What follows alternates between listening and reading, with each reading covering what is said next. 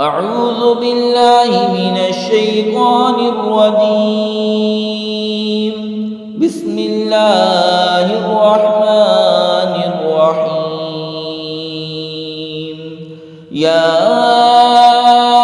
أيها الذين آمنوا إذا قمتم إلى الصلاة فاغسلوا وجوهكم وأيديكم إلى المرافق وامسحوا برؤوسكم وأرجلكم إلى الكعبين وإن كنتم جنبا فاطهروا وإن كنتم مرضى أو على سفر أو جاء أحد منكم من الغائط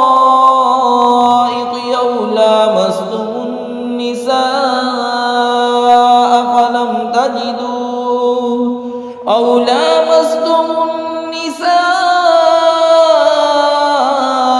فلم تجدوا ماء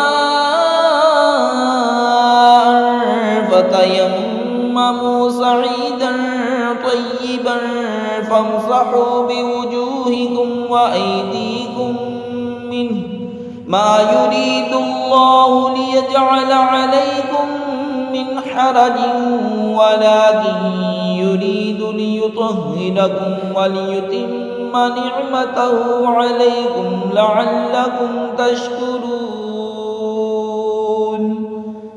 ईमान वालो, जब नमाज को खड़े होना चाहो तो अपने मुंह धोवो और अपनी कोहनियों तक हाथ और सरों का मसा करो और घुटनों तक पाँव धोवो।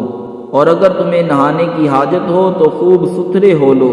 और अगर तुम बीमार या सफ़र में हो या तुम में कोई कज़ाए हाजत से आया हो या तुमने औरतों से सोबत की और इन सूरतों में पानी ना पाया तो पाक मिट्टी से तयम्मुम करो तो अपने मुंह और हाथों का इससे मसा करो।